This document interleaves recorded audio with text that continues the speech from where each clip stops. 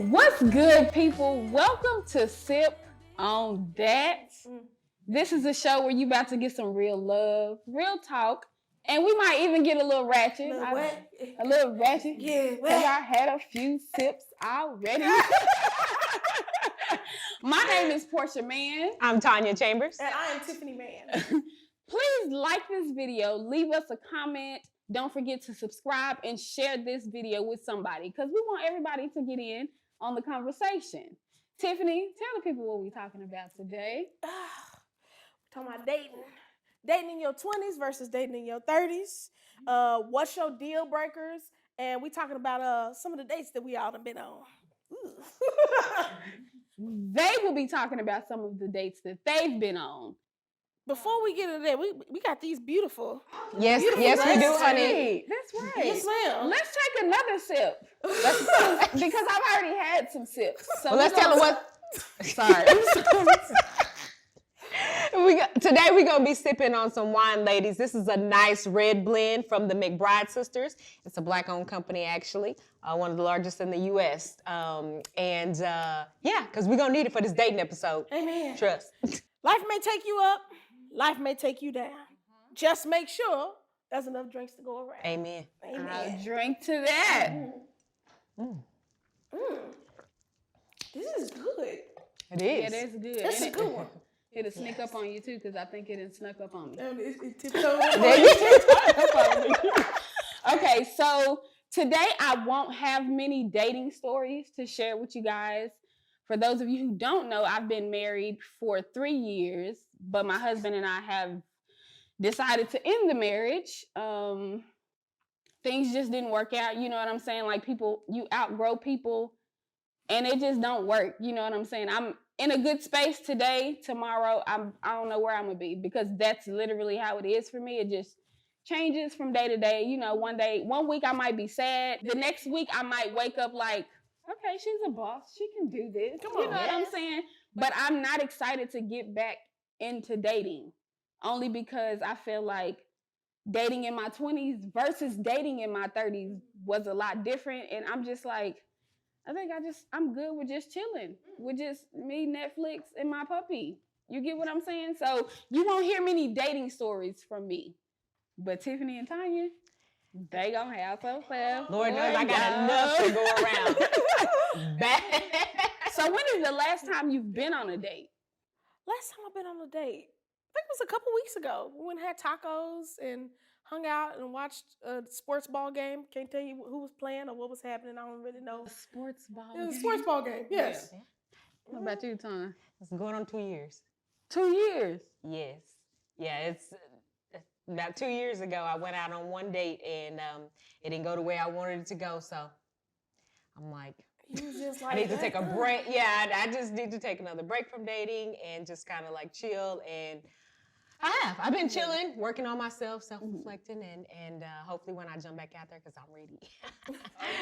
I'm ready. Okay. I'm ready. She said she ready, y'all. Hit her. Hit her up. Okay, so then, do you date yourself?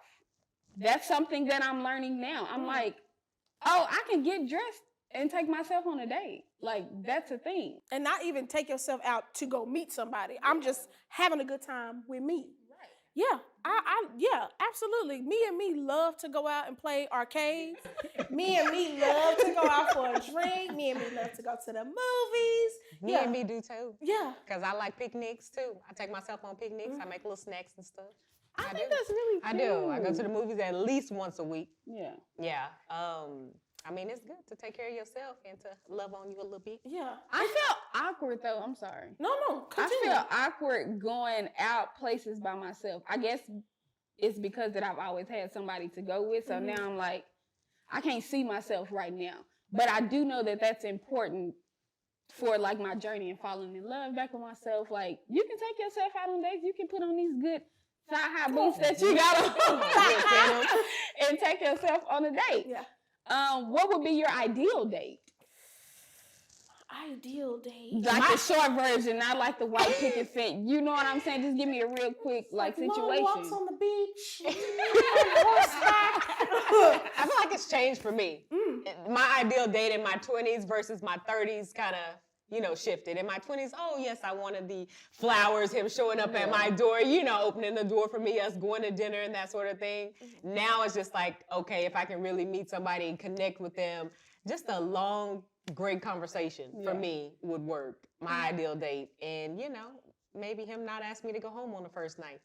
That tends to happen. So it's just like, that would be the ideal date for me. It really do, and that kind of stuff confused me. Like, bro, what if I'm a psycho? Like, why are you inviting me to your house? I thought about doing that one time, though, like when I was before I got married, and I was on dating apps, and this guy was like, come over. I was like, I ought to show up with my toothbrush, be like, which drawer is mine? Just because, stop inviting people to your house. What if I'm a psycho, bro? Like, you don't know that. Yes, and the thing with that is, even you wanting to do it, though, you don't even know if they're really a psycho. So you get over there acting psycho, but they more psycho than you. Out psychoing each other.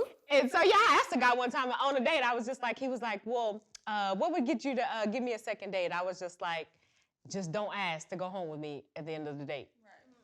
I said, why do guys do that anyways? I was like, you don't know, if we're psycho, you don't know if we're crazy, whatever the case is. He was just like, I feel like it's worth it. It's worth the risk. Like, just throw it out there. Like, it's worth, I'm like, oh my God. Because I'm coming with that mystery masker too. If she's psycho, just listen. And I'm traveling with that mystery mask. But an ideal day for me, so it's probably going to sound like real cheesy and surface. I just need some bomb food because I love to eat. A dope playlist and some nature. Like, that's all I need. Like, let's just ride around and like vibe. Connections are rare these days, and people just so used to just like, oh, what is this? But to find like a real connection, somebody that you can vibe with, that's a shit like a ideal date for me. I want us to both experience something new, because I want to see how you handle challenges, how you handle things new in your life, and how I think that bonds us. Like, we went to axe throwing for the first time, that kind of thing. I just, a museum, an aquarium, or whatever, just to go and experience something new together. I think that's my ideal date. It's cute or whatever. It's crazy. Well, I mean, because that is like, I've been studying like different forms of intimacy, and that's one of the forms of intimacy is like bonding over like stuff like that. Oh, thank you. It's crazy. Okay, I'm sorry, I lost my train of thought. It's the wine. It's the wine, right? It's the wine. Speaking of, let's take a sip. Okay. Let's take a sip. Click, On click. Tanya getting back into the dating field. Yes, ma'am. So I do have a question though. Is cheating a deal breaker when you're dating someone? Ooh. It Looks over there. It is. And, any woman who's been cheated on has felt that, pain, that disloyalty, and really after that you really don't really have anything. Every time that person goes to the store or they go to the gym or whatever the case is, it's always going to be in the back of your mind. You may forgive them, for what they did, but it's always going to be there. See, for me, it's less the actual act of cheating and the deceit that went behind it, or that accompanied it, right? Yeah. Don't lie to me. When I am interacting with someone and dating, we talk about it all. Let's put it all on the table. Are you trying to have like a polyamorous type of situation? Are you trying to be monogamous? Yeah. Like, what are our boundaries at this moment? If we talked about it and then you deviated from that without having another conversation, because you have the right to change your mind, I'll give you that. Right. But if you deviated from that without having a conversation with me, and I know I opened the door for that, that's why you trash. Gotcha. That's why you trash. So it's more on like are we official or are we exclusive? I just found out that those were two, like that was a thing. I was like, what you mean? If I talk to you, me and you talk. That's it. What it's you me mean? and you. It's just me and you. Yeah. Different kind of ways to skin a cat. Cheating for me has not been a deal breaker. It should have, but it has not been a deal breaker. Going forward, I think it will be. Because to Tanya's point, once that trust is shattered, bro, it's nothing left. Like, you know what I'm saying? I'm constantly like, where you been? What you doing? Are you really at the store? are you really here? But ladies, it's also up to you to do that work for yourself. If you have been cheated on and you take somebody back and you say, I forgive you, that's a wrap. You can't bring that up no more. Even if you feel, you know what I'm saying? Like, he on that bullshit. You get what I'm saying? What you got doing? stuff. Yeah. Yeah. Like if you really have taken him back and you say, hey, I forgive you and we're gonna do this. Start doing the work within yourself so that you can move forward in that. Now, if cheating is a deal breaker for you, and that ain't, it's like, all right, bro, you cheated, it's a wrap. But if cheating is not a deal breaker and you really want to make your relationship work after infidelity, then you really have to do the work on yourself, because nobody wants to be miserable. Nobody wants to be clocked and like, da-da-da-da. You get what I'm saying? Because I've been in that situation to where it's like, okay, you've been cheated on, you stayed. Now what? Now what you do? That goes along with being honest with yourself. Yeah. In the beginning, be honest about what you want and what your boundaries are, what y'all, agree on. Right. Be honest about yourself. Can I take this person back Yeah. after they cheated? Right. Am I okay? Yeah. Like, if you being honest with yourself will make life a whole lot easier. And communication Yeah. is key. If y'all do get back together, talk about it. A lot of times when, people cheat, they cheat for a reason. A lot of times. It's something behind it. What was that reason? I mean, their emotional needs hadn't been met. Their, sexual needs hadn't been met. It's something behind it. So talk about it. That way, going forward, hopefully it won't happen again. If you take them back and it happens again, fool me once, shame on you. Yeah. Fool me twice. Do all men cheat? Fool me twice. You know what I'm saying? No, I've been let it rain on you. Do all men cheat? Now, I ain't no man, so I can't speak on that. I ain't met one that haven't. I will say that I have not met a man that has not cheated on somebody at some point in time. So once a cheater, always a cheater? I can't say once a cheater, always a cheater. Okay. Because going forward after that, one, karma came and gave me a nice 2-piece. Mm-hmm. For real, it did. But after that, I was like, I don't want to make nobody feel like that anymore. Mm-hmm. And so I didn't. So not once a cheater, always a cheater. But I've still not met a man other than my father that ain't cheated on somebody. I never met a man. Right. So let's shift into letting go. That's been a major issue for me with dissolving my marriage. Letting go, taking ownership of what you contributed to what failed, right? Because we can get into it and be like, oh, he hurt me, he failed me, he did this. Nah, bro. I was controlling. I had a lot of shit that came with me that I really didn't realize until I started doing root work. So I couldn't just go and play victim like, oh, he cheated on me, he this and he that. Nah, bro, I contributed to a lot of the breakdown. So you got to take ownership in that. Letting go, that's like the last thing, right? You got to build up to that. So it's like you do the root work, you heal, you fall back in love with yourself, and then it's like, okay, I can let go without closure, without an apology. Ooh. Without closure is the, That's the part that be getting me and everybody. But do you need closure? You do, I feel like. What is closure? Closure. To me, like, I need to know why this happened. If I don't know why, especially, like trying to let go, I don't know why this happened, it's going to be harder for me to let go in that instance. So, so I don't make the same mistake in the future with the next guy or whoever the case is. So I need. What happens if you never get closure though? That's where I was at with it. I was like, I had to really tell myself, because I was like begging like for closure. Tell me why, tell me what I did so I'll know going forward. How do you prepare your mind if you don't ever get that? Because that's a possibility. You're not always gonna get closure. How do you prepare yourself for that? Ooh. That's a risk. Preaching today. Let's take a sip on that for no closure.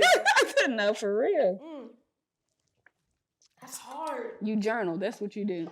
You write all that stuff down, and you tell yourself, I might not get the closure that I need, but the healing is my responsibility. Yeah. So let's move around.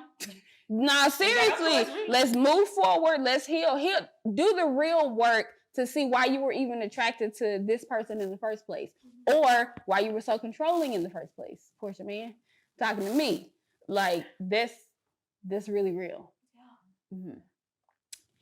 So I'm interested to hear some of these dating stories that y'all have. I have a few funny ones, but I'm not gonna tell them.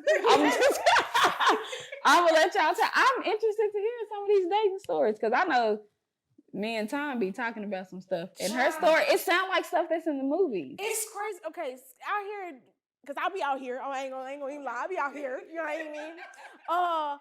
And like, you run into some awesome human beings, but you run into some freaking weirdos. Weirdos at the word. I mean. So this one time I was in New York and we went to this bowling alley. And we bowling, we cool, and I was beating him a little bit. And I didn't mean to. I'm not really that good at bowling, which means he really, really sucked. So we bowling or whatever. He was a sore loser, so I kind of eased up a little bit. And he was like, thank you for being patient, and grabs my hands as if he was going to kiss him. And I was like, okay, sweet gesture. He puts my whole thumb in his mouth.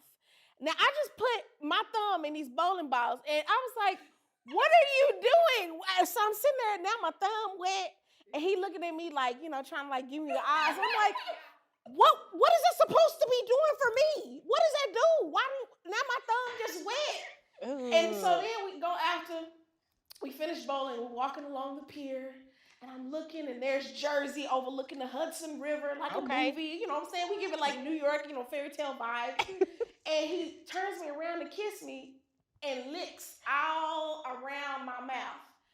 Again, what is that supposed to be doing for me? And at the end of it, I was like, okay, I'm just gonna go home now. Thank you so much. Nope, I'll take an Uber home. Like, it was disgusting, and I'm just trying to think, what was going through his mind to do that? He probably like, yeah, you ain't never had nobody. I have not. Get your nasty ass away from me. Ew, that's kind of gross. So did he get a second date or no? No,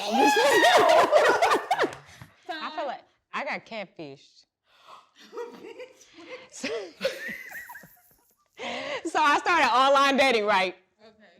It's beginning online dating. I'm trying to, navigate through things. And really now you have to like kind of FaceTime, before you really go out with a person. So I had only seen this guy's photos online. I'm like, okay, he giving Morris Chestnut.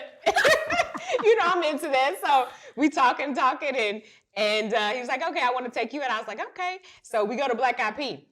And so he's... Come on, Black Eyed Peas. So he's calling, he's like, where you at? I was like, I'm here, I'm at the door. He was like, I'm here too. And I'm like, where? Where you at? He's like, I'm here. And I'm looking at this guy standing in front, like on the side over here, and he's looking like, instead of Morris Chestnut.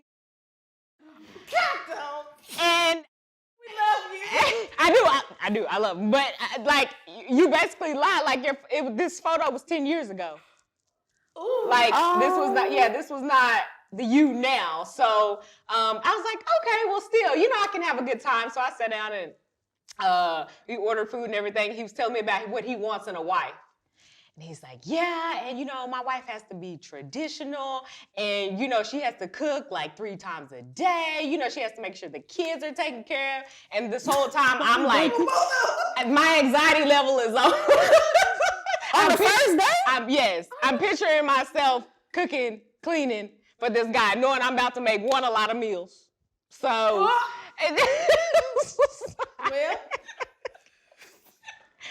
I'm like, okay. And then he gets up to go to the restroom and he moves the whole table.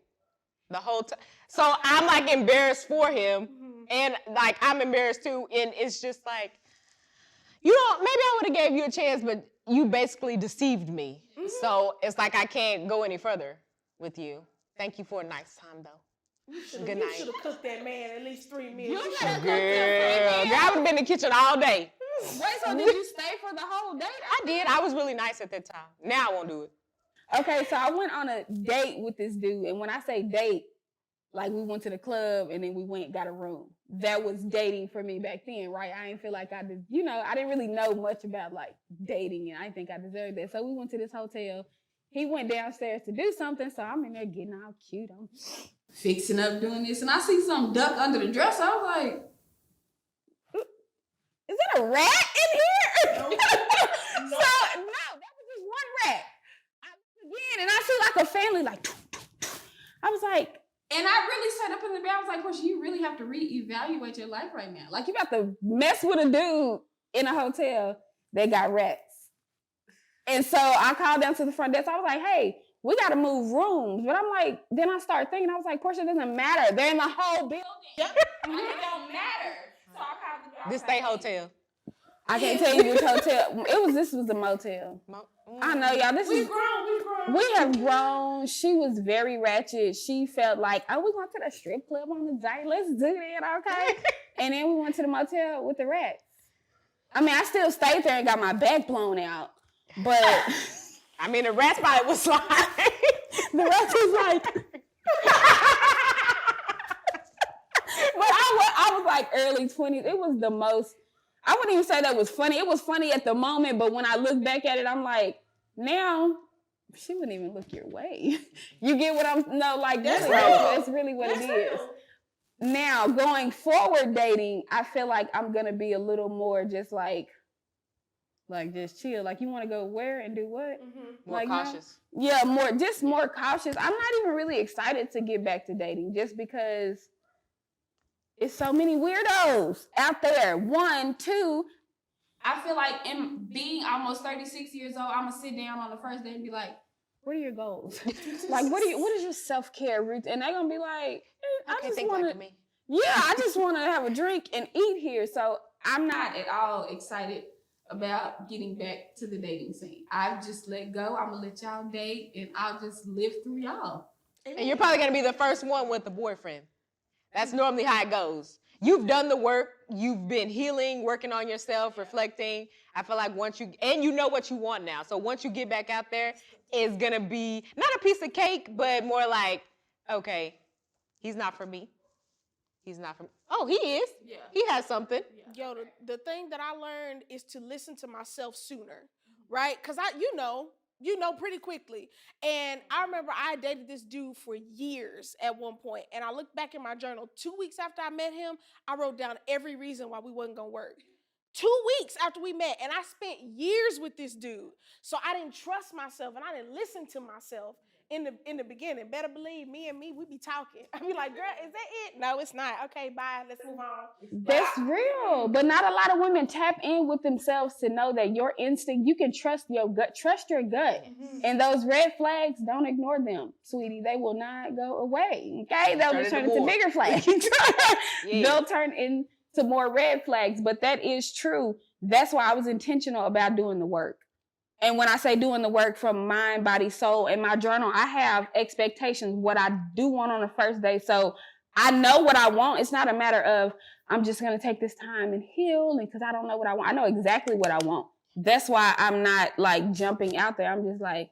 Is it because you don't think it's out there, or just because you're nervous about it? I'm just nervous about doing this. I'm very much in that headspace. Like, nah, like I'm just zero tolerance for anything. So any ounce of like you gotta really come stepping. You get what I'm saying? I also at first I was like, am I the only normal one out here? And I was like, no, I can't be the only normal person out here. It gotta be somebody out here. So I'll be patient. I'll wait, and I'll keep working on myself, and me will continue to be cool and we'll kick it. But like somebody somewhere is doing something and probably wondering where I'm at. It's crazy. Yeah, I really hope there's a woman out there, preparing a man for me. She's doing the work and I'm reaping the benefits. I've done that for somebody. So I want the same to happen to me. Yeah. Sorry, sis. Pay it forward. Okay? Thank you. No, not sorry, sis. Thank you, sis. Thank you. Thank you. I appreciate all you've done. I'll take it from here. Standing in the gap. All right, that's it. But before we go, we're going to take one more sip. You done took some drinks. Take a sip before I end it. Sip. Because this was a good conversation. You know what I'm saying? Thank y'all for tuning in to Sip on That. Don't forget to like this video, drop us a comment, share this video with somebody so everybody can get in on the conversations, and tell your haters. What you gonna tell them, Portia? Okay, sorry. Don't forget to tell your haters sip on that. Let them know, Portia. Big one, not the little one.